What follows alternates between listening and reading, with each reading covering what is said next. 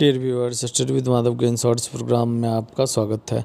आज का जो टॉपिक है वह है जल की कठोरता, यानी जल में कितने प्रकार की कठोरता होती है, जल की कठोरता को याद रखने का ट्रिक क्या है और उस ट्रिक का एक्सप्लेनेशन क्या है, ये सारी चीज़ को हम देखेंगे। सबसे पहले तो मैं ये बता दूं, जल की कठोरता का मतलब क्या होता है। जल की कठोरता का मतलब होता है जल में बहुत सारे खनिज तत्व मिले होते हैं, चाहे वो कैल्शियम हो, मैग्नीशियम हो या अन्य तत्व हों, उनके मिले होने के कारण जल कठोर होता है। अब पहचानेंगे कैसे कि कौन सा जल कठोर है, कौन सा जल मृदु है।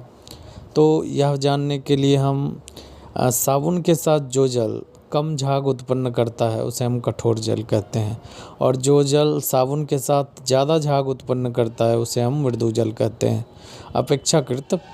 तो आपको यहाँ पे याद रखना है ट्रिक क्या है, वो अस्थाई और अस्थाई दोनों के लिए ये ट्रिक है।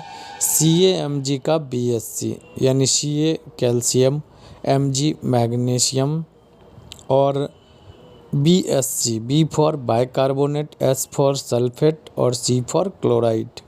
यानी बाइकार्बोनेट यानी कैल्शियम का भी बाइकार्बोनेट और मैग्नीशियम का भी बाइकार्बोनेट, और सल्फेट का मतलब हो गया कैल्शियम का भी सल्फेट और मैग्नीशियम का भी सल्फेट। वहीं पे क्लोराइड की बात करें तो कैल्शियम का भी क्लोराइड और मैग्नीशियम का भी क्लोराइड। ये पूरी बात हुई। तो अब हम देखेंगे कि अस्थाई के लिए कौन सा कारक जिम्मेदार है। ट्रिक यही रहेगा, इसी से हम कुछ चीज़ों को बताएंगे कि यह अस्थाई के लिए जिम्मेदार है, कुछ चीज़ों को बताएंगे कि यह अस्थाई के लिए जिम्मेदार है। तो अगले पेज पे देखते हैं क्या है। जल की कठोरता का दो प्रकार होता है, अस्थाई और अस्थाई। अस्थाई कठोरता का कारण जो है वह कैल्शियम तथा मैग्नीशियम के बाइकार्बोनेट है। यानी B जो है आपका पहला है BSC, B से बाइकार्बोनेट, S से सल्फेट और C से क्लोराइड। तो B जो है वह अस्थाई कठोरता के लिए जिम्मेदार है।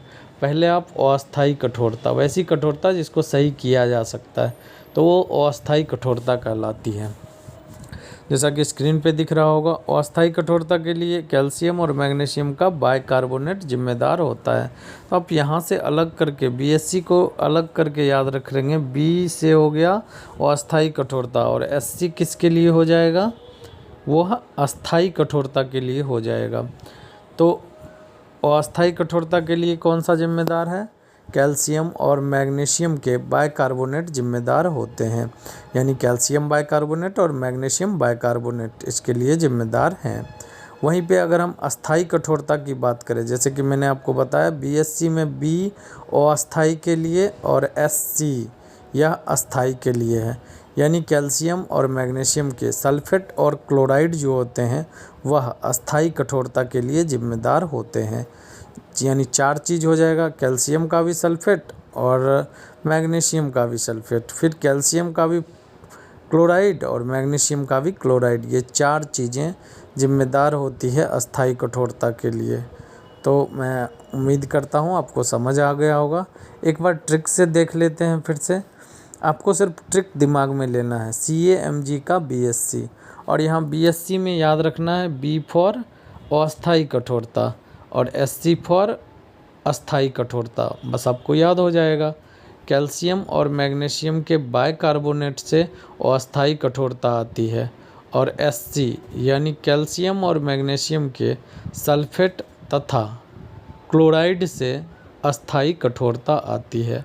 ऐसे ही अन्य वीडियो को प्राप्त करने के लिए आप हमारे चैनल को सब्सक्राइब करें, वीडियो को दोस्तों के बीच में शेयर करें। तो मिलते हैं नए वीडियो के साथ। जय हिंद।